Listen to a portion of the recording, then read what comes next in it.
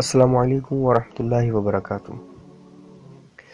ناظرین، ایک بار پھر دی ٹروتھ میں آپ کو خوش آمدید کہتے ہیں اور امید کرتے ہیں آپ لوگ خیریت سے ہوں گے اور ہماری ترقی کے لیے بھی دعا گو ہوں گے تاکہ لوگوں تک قرآن و حدیث کی بات زیادہ سے زیادہ پہنچے۔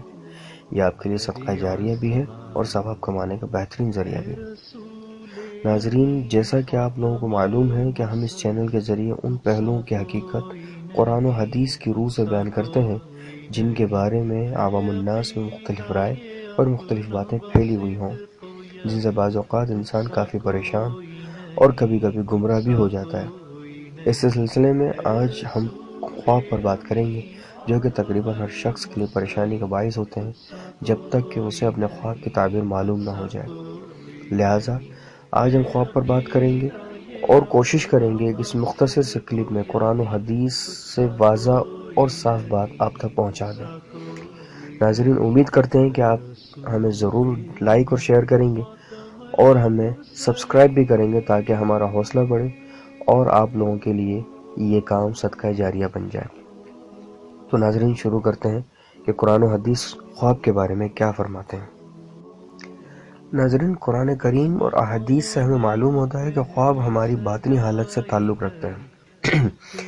خواب ایک اٹل حقیقت اور مستقل باب ہے۔ نبی پاک صلی اللہ علیہ وسلم اپنے خواب سناتے اور صحابہ رضی اللہ تعالیٰ عنہم کے خواب سنتے اور تعبیر بتایا کرتے تھے۔ ناظرین، حدیث سے معلوم ہوتا ہے کہ خواب نبوت کا 46واں حصہ ہوتے ہیں، یعنی اللہ کی جانب سے اپنے برگزیدہ بندوں کو حالات سے آگاہ کرنے کی ایک عظیم نعمت۔ ناظرین، اس موضوع پر بہت سے علماء نے بہت کچھ لکھا، مگر وقت کے ساتھ ساتھ ان میں اضافے ہوتے گئے جن کی وجہ سے ان کتابوں کی صحت پر سوالیہ نشان لگ گیا۔ اس ضمن میں مشہور مصنف ابن سیرین، ابن قتیبہ، امام عبد الغنی اور بہت سے علماء کے نام قابل ستائش ہیں۔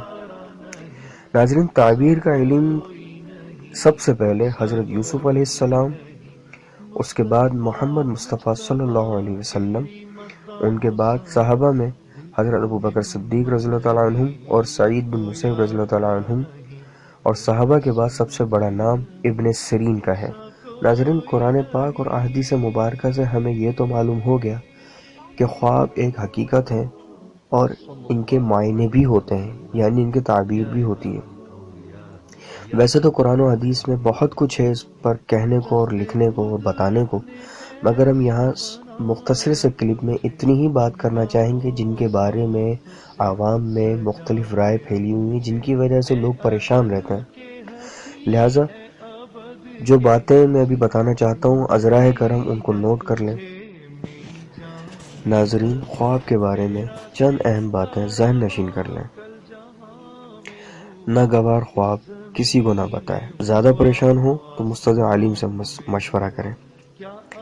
تعبیر بعمل عالم سے پوچھیں۔ بلا وجہ خواب سب کو نہ بتائیں۔ ہماری ایمانی کیفیت کا بھی ہمارے خواب پر اثر پڑتا ہے، یعنی اگر کوئی شخص نماز اور ذکر کی پابندی کرتا ہے تو اس کے خواب تقریباً سچے ہوتے ہیں، اور اسی طرح اگر کوئی شخص فضول اور فحش باتوں میں رہتا ہے تو اس سے اکثر برے اور گندے خواب ہی آتے ہیں۔ زیادہ کھانے اور بھرے پیٹ سونے سے بھی عجیب اور پیچیدہ خواب آتے ہیں جن کی کوئی تعبیر نہیں ہوتی۔ خواب کی تعبیر پر موسم اور انسانی کیفیت بہت اثر انداز ہوتے ہیں۔ مثلاً آگ کا گرمی میں دیکھنا نقصان اور سردی میں دیکھنا فائدہ مند ہے۔ ناظرین، ان باتوں کو سامنے رکھتے ہوئے آپ اپنے خواب کی حقیقت تقریباً خود بھی جان سکتے ہیں، اور اگر زیادہ پریشان ہوں تو ہمارے ای میل ایڈریس پر اپنا خواب لکھ کر بھیج دیں۔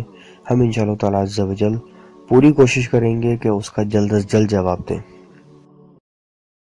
امید ہے اس ویڈیو کو صدقہ جاریہ کے طور پر آپ لوگ ضرور لائک اور شیئر کریں گے، اور مزید پرسرار پہلوؤں کے بارے میں جاننے کے لیے ہمارے چینل کو سبسکرائب کریں۔ یا کچھ پوچھنا یا جاننا ہو یا کوئی مشورہ ہو، ہمیں ضرور کمنٹس کریں یا ای میل کریں۔ انشاءاللہ پھر ملاقات ہوگی۔ السلام علیکم ورحمۃ اللہ وبرکاتہ۔